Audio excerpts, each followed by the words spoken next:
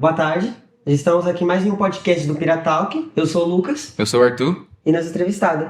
Professor André. Você é formado em? História com habilitação em Sociologia. Por que Sociologia assim? Geralmente você tem uma outra habilitação, ou História e Filosofia, História e Sociologia, ou História e Geografia. No caso meu, a grade curricular é correspondente à Sociologia. Posso ministrar aula tanto de História como de Sociologia. Você já fez isso com a gente, né? Sim, com certeza. Você se interessou por História sempre foi interessado ou se interessou no meio assim, tá cursando? Então, História, na verdade, é a minha segunda opção, embora eu seja apaixonado por História, mas minha primeira opção sempre foi Filosofia. Sempre gostei de estudar, sempre gostei de questionar a vida, de refletir sobre a vida. E aí, quando eu decidi, que já foi, de certa forma, tarde, ser professor, porque eu tinha uma visão um pouco limitada do que é ser professor. Eu acreditava que ser professor eu não daria certo porque eu ia estudar e chegava na sala de aula, os alunos não iam deixar eu dar aula. E isso eu não ia aceitar. Então eu demorei, fui para a área da indústria, né? Eu cheguei a trabalhar até numa multinacional, pagava razoavelmente bem, mas eu não me sentia confortável, sempre faltava aula. Aí eu decidi fazer uma faculdade que realmente me interessa. A primeira opção é filosofia, minha esposa já é professora, ela falou o seguinte: filosofia tem poucas aulas porque é só no ensino médio. Eu falei, mas eu gosto de filosofia. Não tem outra área próxima? Aí eu fui pesquisar história. Eu falei, história, legal, porque história você sabe sobre tudo. Você tem contato com todas as outras áreas do conhecimento, você fala um pouco de matemática, um pouco de geografia, um pouco de tudo. Engloba religião, tudo, né? Seminário é filosofia, mas só que tem um pouco mais abrangência. Aí eu fui fazer de história e não filosofia. Mas tenho pós-graduação em filosofia porque é uma disciplina, uma área de conhecimento que eu adoro.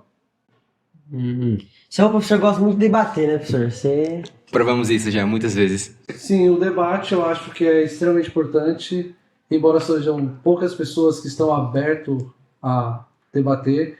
Acho que o debate traz um esclarecimento, traz um conjunto de ideias que eu acho extremamente importante, porque você ouvir o outro lado, muitas vezes, não é que você vai mudar de ideia, mas faz você refletir sobre o que você pensa. É que pra ver se você entendeu, né? Exatamente. Então, assim, quando você traz uma ideia para mim, que eu sou completamente contrário, no momento eu vou querer debater, argumentar em cima. Mas depois a gente faz uma certa reflexão, ao meu ver. Pelo menos eu sou assim. Eu reflito sobre o que o meu oponente falou, que é um oponente. Querendo ou não, você está no debate e tem seu oponente. O que ele falou e eu começo, às vezes, até pesquisar, porque é um ponto de vista completamente diferente. Só que as pessoas, muitas não estão preparadas. E na aula eu tento sempre fazer nas minhas turmas o debate. E eu costumo falar o debate de ideias. Só que as pessoas, muitas vezes, levado pelo calor do debate, vai para o lado pessoal. E aí é onde o debate acaba perdendo o seu valor, o seu sentido.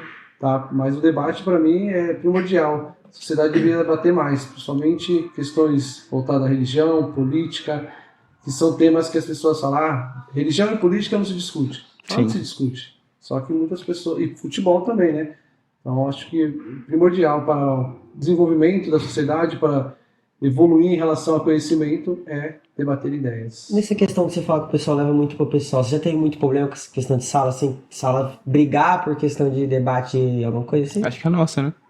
De brigar, assim, especificamente, eu sempre soube mediar, tá? Já tive algumas salas noturno, por exemplo, quando eu comecei me tornei titular de cargo.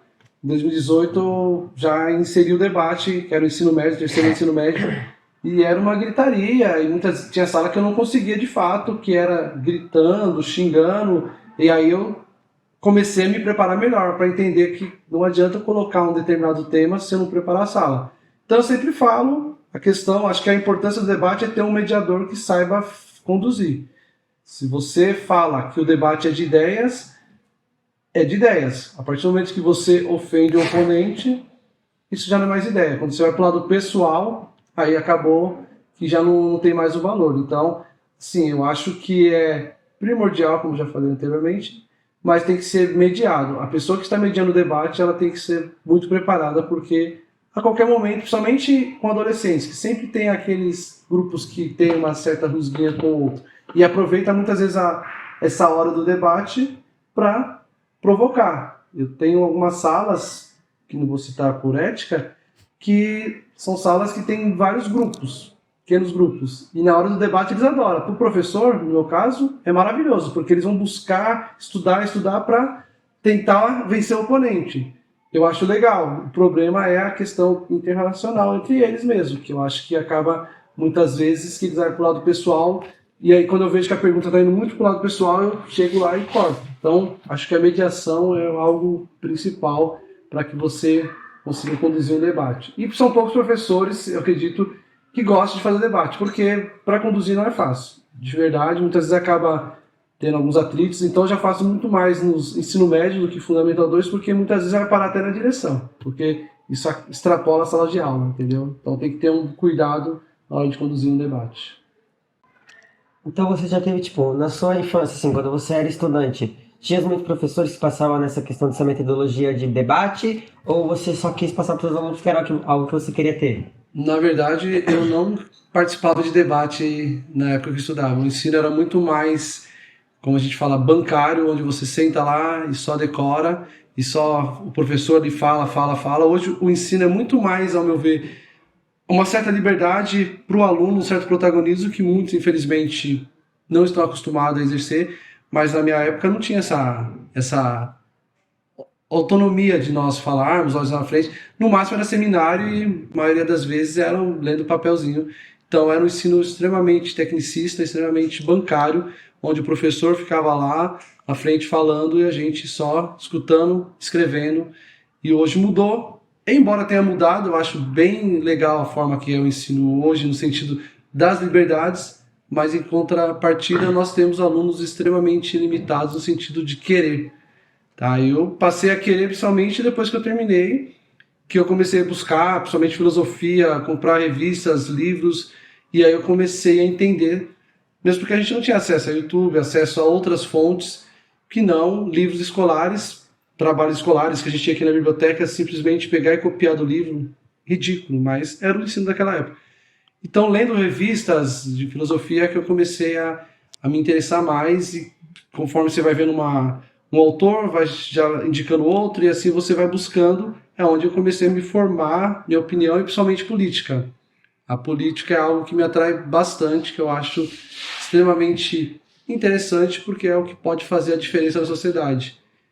Antes de ser professor, não sei se vocês vão ter essa pergunta, mas o porquê que eu me tornei professor é porque eu não daria certo na política. Porque eu acreditava piamente que a política, e acredito ainda, que a política é um meio onde você pode fazer a diferença na vida da pessoa mais rápido. Porque se você tiver políticas públicas voltadas de fato para quem precisa, você pode fazer uma revolução, uma transformação na sociedade. Mas, infelizmente, os que se candidatam são sempre os mesmos que estão ali para defender seus interesses. O poder, na verdade, corrompe. Muitas vezes a pessoa tem que ter uma boa intenção, mas ao entrar no ser eleita, ela começa a se corromper pelo poder, pelo dinheiro. Então, falei, qual outra área que eu posso fazer diferença na sociedade? Pode parecer um pouco utópico, e né? Mas eu falei, vou para a educação. Tanto é que quando eu comecei a lecionar, quando eu comecei a estudar, eu falei assim, eu quero fazer licenciatura para dar aula para a escola pública, porque eu acho que a revolução vem de baixo, vem das classes menos favorecidas, da qual eu também pertenço, eu vim, inclusive minha faculdade ainda estou pagando, é o FIES, né, porque eu não tinha condições de pagar a faculdade até então, e eu acho que já contei algumas vezes essa história, fui visitar uma vez uma escola particular que estava tendo uma exposição e a professora que me dava aula de inglês também dava aula nessa escola particular e eu fui muito... Eu não, minha turma, de forma geral, foi muito mal recebido pelas pessoas que estavam na escola particular naquela época. Eu achei aquilo bizarro, achei que parecia que nós éramos de outro planeta, por sermos de escola pública. E eu falei assim, eu não quero dar aula para os almofadinhas. Foi um preconceito meu também. Só que, o incrível que pareça, eu comecei a dar aula na escola particular. Fiz estágio na escola particular, na qual estou até hoje. Me tornei professor lá e depois eu vim ser professor substituto, né, chamado eventual aqui, e fiz o concurso enquanto eu estava estudando e fui aprovado. E aí eu vi que a realidade não é bem assim. Muitas vezes eu encontro na escola particular consciência de classe, consciência cidadã, pelo menos na escola que eu estou, do que aqui. Muitas vezes aqui na escola pública o aluno não tem consciência de qual classe ele pertence. Então, muitas vezes ele tem a gente fala em sociologia, né, o fetiche da mercadoria, que Marx fala, ele tem o fetiche por querer ter ao invés de ser. Ele quer ter mercadorias e muitas vezes ele acaba sendo, né, vivendo em prol disso. Então, muitas vezes, talvez a necessidade de ter aquela condição financeira faz com que muitos achem que você ter mercadoria, determinado produto ou tênis de marca, sei lá, você se tornará alguém. Então eu vi que muitas vezes aqui não tem consciência de classe, a escola pública, do que na particular. É meio contraditório para mim, porque eu acreditava justamente ao contrário. Entendeu? Por exemplo, em 2017 para 2018, tinha certos conteúdos que eu ia falar que os alunos aqui do noturno paravam. Não, você não vai falar isso não, isso aí é comunismo. Não era comunismo, eu falei, tá no currículo. Então vinha toda uma questão, sabe, de uma consciência que eu esperava na escola particular e pelo contrário, lá você tem muito mais alunos voltados mais progressista do que na escola pública. Então é uma contradição que eu aprendi e foi um preconceito que eu tinha e eu acabei caindo por terra a partir do momento que eu entrei em contato. Não estou falando que todas as escolas particulares seja assim, mas onde eu leciono tem muito consciência cidadã do que aquela que eu visitei quando eu era adolescente e era aluno ainda.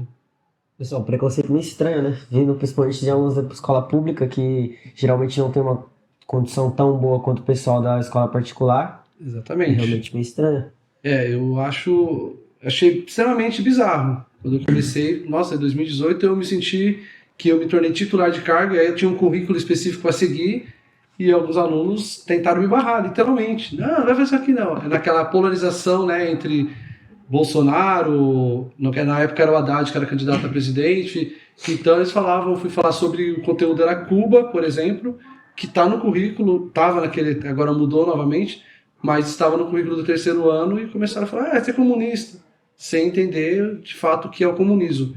Então há muita falácia, muitas vezes as pessoas não sabem o que é, o que significa, e como eu falei anteriormente, eu não tinha tantas fontes para buscar informação, e hoje tem. E há também uma grande resistência na disciplina na qual eu leciono, História, para entender a importância da disciplina de História. Os alunos têm um pré-conceito que é só sobre quem já morreu, coisas antigas. Não, a história ela é viva, e a história, por exemplo, nazismo e fascismo, a gente fala, Segunda Guerra Mundial, fim da Primeira Guerra, Segunda Guerra Mundial. E hoje a gente tem ataques nas escolas, muitos com teor neonazistas. Então a história está viva. E quanto mais você esconde, quanto mais você vai deixando de falar, quanto menos interesse os jovens têm agora, mais é fácil ser cooptados por pessoas que defendem esse regime bizarro que matou milhões de pessoas, né? E até hoje, a gente no Brasil, por exemplo, a gente tem por volta de 530 células neonazistas. A gente tem por volta de 10 mil seguidores neonazistas. E isso, para mim, que sou historiador, é extremamente complicado, decepcionante. Chega a crer, né, às vezes, né, usando um pouco da filosofia, acreditar que a sociedade não tem jeito. Mas aí depois eu entro em sala de aula e isso tudo me faz rever um pouco meus conceitos, porque eu sou apaixonado pelo que eu faço. E numa escola de 300 alunos, se eu conseguir 2 alunos pensar de forma crítica, de forma social, de pensar um pouco, de ser cidadão na acepção da palavra, eu já atingi um objetivo. Porque entre não atingir nenhum e atingir 2 de 300 é alguma coisa. Já alguém a mais que vai fazer a diferença na sociedade. Já é um avanço. É um avanço, a meu ver. Então, a minha profissão é muito mais do que financeira. Claro que eu não trabalho só por amor, mas eu vejo também como uma profissão que tem que ter uma responsabilidade muito grande, porque a diferença que nós, professores, podemos fazer, e muitos também eu sei que não têm essa consciência, infelizmente, nem todas as profissões têm os bons e os maus, mas eu tenho uma consciência muito grande do que eu falo com o aluno, o que eu passo, o conteúdo que eu passo, de qualquer jeito, eu estarei sendo um cara que está infringindo a ética. Então eu tenho que passar com responsabilidade. Tanto é que quando falta muito aluno, eu dou a minha aula do mesmo jeito, porque eu acho que tem que ser respeito para quem veio. Então não dá para ficar matando aula, porque tem também a questão ética minha, do sentido, eu sou funcionário público, estou aqui para servir. Se o aluno não quer se servir dos meus serviços, né, é um direito dele, mas eu, como dever de cidadão e funcionário que sou, eu tenho que estar aqui para servir. Então eu não posso matar a aula, porque eu tenho que ter um olhar empático também. Se meu filho também tiver um professor que faz isso, eu gostaria? Não. Então a mesma coisa eu tenho que fazer com os filhos dos outros e como cidadão também. Então, assim, da minha parte, sempre eu vou levar muito a sério a profissão que eu escolhi, porque eu escolhi estar aqui. Então, nada mais justo do que eu fazer por merecer. Porque quando eu não estava feliz na indústria, eu saí da indústria. Agora, se eu estou na educação e não estou feliz por vários motivos, eu tenho que estar preparado para saber que o aluno não está afim de ter aula de história. E é normal, é o direito dele. Só que também, se um ou dois quer ter, também eu tenho que fazer valer o direito desses outros alunos. Ok? Se você dá aula em escola particular e escola pública ao mesmo tempo, né? Sim, de Você, manhã na escola particular e noite pública. você vê, tipo, muita diferença em questão de ensino e você acha que, tipo, isso é particularmente culpa dos alunos ou você acha que a escola ainda é culpada por essa diferença? O que eu vejo de diferença no ensino é a escola particular é voltada para passar o aluno nas universidades federais e universidades públicas. E com esse novo ensino médio é bem claro um projeto de se formar alunos da particular para ir para a universidade pública, continuar sendo patrões, né, dominante, uma classe elite dominante, e o aluno da pública no ensino tecnicista um trabalho mais braçal. Então o novo ensino médio deixou bem claro isso. A diferença do ensino, eu não acho que há tanta diferença, a não ser a questão da apostila. E eu acho que talvez os pais cobrem um pouco mais. Mas eu vejo alunos aqui com potenciais que se dedicam mesmo diante dos problemas que a escola pública tem, do que alunos de lá. Tem alunos que simplesmente o pai rasga dinheiro. Só que assim, eu como professor, eu sou o mesmo lá e aqui. Tem alunos meus que já foram de lá e estão aqui hoje, sabem que a minha aula é a mesma. Eu não consigo fazer diferenciação. Para mim, aluno é a mesma coisa. Mas não é que é melhor ensino particular. É que tem a questão de que quando mexe no bolso do pai, status também. Muitos estão por status. Pertence a determinada escola. Não sou da escola pública. Então há um preconceito de lá para cá muito grande. Embora, como eu falei anteriormente, eles têm uma consciência de classe, mas muitas vezes eles não entendem o porquê das cotas raciais ou cotas sociais para disputar, por exemplo, com o ETEC. Aí eu faço toda a explicação dos motivos, né? Por exemplo, agora não, no API, mas na escola regular era muita aula vaga. Lá, por exemplo, a professora saiu de licença anteontem, já tem um professor que começou hoje.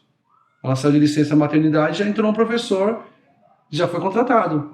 Quando vocês tinham aula vaga, às vezes você ficava sem matemática por um ano, sem química, filosofia, física, e os alunos iam lá, oba, legal, vamos ficar matando aula. Então, a falta de consciência que eu falo, o aluno da escola pública é um direito da Constituição, o ensino público de qualidade. Ele tem que cobrar a direção, não tem professor, cobrar o professor porque não está fazendo, Não, mas quando o professor não faz, acaba sendo até, às vezes, visto como amiguinho. Ah, vamos matar aula. Quantas vezes eu entro e... Ah, vamos ficar ontem mesmo na sua sala? Vamos ficar de boa. Eu não fico de boa, porque é um tempo perdido que, de repente, uma palavra que eu fale possa fazer você... Eu acredito, né, na plantação, uma semente que hoje talvez não, mas lá na frente você lembre dessa fala e faça sentido, porque a educação é um processo, ela não é imediata. Então, assim, o eco que o professor faz na vida de um aluno é para sempre. Eu tenho lembranças de falas de professores que me ajudou muito na minha vida profissional, pessoal. Então, assim, e nem foi da área de humanas, foi professor principalmente de exatas. Então, eu acho que assim, a nossa função ela é primordial. Embora seja bem desvalorizada, e muitos também fazem ser desvalorizada, tem muitos colegas, não estou falando daqui, estou falando de modo geral, que faz com que sentimos desvalorizados porque as próprias ações. Né? Então, assim, quando você está numa profissão que não te agrada, eu costumo falar, vá procurar o que te agrada. Foi o que eu fiz. Eu entrei com a educação por volta de 30 anos. Entendeu? Porque eu vi, não é isso que eu quero, não vou ficar na indústria sem ter sentido para mim. Então, ensinar, acho que se você escolhe aquilo que faz sentido para você, você ganha e você se diverte. É claro que a gente tem todas as situações do dia a dia que não são fáceis, mas eu me divirto muito mais do que eu me canso. Tá? Então, é o que eu amo fazer. Porque eu entro das 7 às 9h30 da noite, você tem que gostar do que faz. Senão você se acaba. E tem gente que fica doente porque simplesmente está ali cumprindo algo que é obrigação, é cansativo. É cansativo no sentido de ficar o tempo inteiro, tem um monte de coisas para fazer, mas estar com adolescente é o que eu amo, entendeu? Fala de um assunto mais que tá mais, entre aspas, assim, na moda. Essa questão desses massacres que tá acontecendo na escola, esses atentados. Você tem, tipo, um certo medo, um certo alguma coisa de acontecer alguma coisa, ou você está bem seguro que estão isso? Eu, particularmente, não tô com tanto medo. Embora eu saiba que algumas coisas vêm acontecendo de fato, mas eu acho que é muito mais uma fake news para causar o caos mesmo, do que propriamente vai acontecer. O que está acontecendo e que existe esses grupos que eu falei anteriormente, neonazistas, com essas ideias imbecis, alguns são problemas até psicológicos, né? Existe, mas eu não acredito que isso vai acontecer que nem agora, vai ter dia 20, era para ser ontem também, vai acontecer tudo ao mesmo tempo.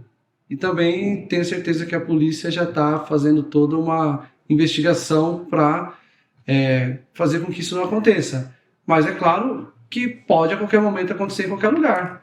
Essas atitudes, esses surtos, por exemplo, que aconteceu com a professora lá que mataram, com Santa Catarina com as crianças, esses surtos a qualquer momento pode acontecer. Alguém da própria escola, na sua casa, isso não tem como a gente prever. Eu não acho que isso seja algo que a gente tem que ficar paranoico, mesmo porque já vivemos uma pandemia que foi terrível. Não dá pra gente parar mais por causa de certas atitudes. Mas eu entendo quem tem medo, porque fica olhando as redes sociais o tempo todo, e isso vai o tempo inteiro, vai chegando, vai gerando um pânico, que é o que querem mesmo de fato, o pânico. É possível que aconteça? É claro que é, mas como eu falei, assim, a possibilidade é em qualquer lugar, você ter uma pessoa que surta e ataca você, não tenho como prever, entendeu? Ao meu ver, eu, de certa forma, estou tranquilo, embora eu tenha 2 filhos, às vezes eu penso um pouco, mas eu sei que, tipo, vai ser uma coincidência muito grande acontecer, no Zélia ou não onde meu filho estuda, e é uma coisa que pode acontecer, mas não que eu falar, é eminente, vai acontecer especificamente lá, entendeu? Todas as 5.000 escolas do estado de São Paulo, acreditar que vai acontecer ao mesmo tempo, e do Brasil então, é uma coisa um pouco sem sentido. Eu acho que o problema é mais a incerteza, né? O fato de, tipo, o pessoal, a gente não tem como prever se algo realmente vai acontecer ou vai deixar de acontecer. Então, acho que o que tá deixando o pessoal com medo é a incerteza de mandar seus filhos pra escola e saber que eles podem estar cavando a cova do próprio filho. Sim, gera uma insegurança. Eu, como pai mesmo, quando teve de Santa Catarina semana passada, eu tinha acabado de deixar minha filha na escola. Minha filha fez 6 anos segunda-feira. E aí eu cheguei em casa, quando eu vi a notícia, eu fui tomar banho para vir para cá, eu comecei a chorar assim, do nada, porque eu falei, para onde a sociedade vai parar? Porque eu fiquei imaginando, imagina você pegar crianças de 4 anos com uma machadinha e, cara, pro pai. Eu falei, se fosse com meus filhos, como que seria? Então eu fiquei muito mal mesmo. Semana passada eu vim mal, na quarta-feira, eu acho, tá?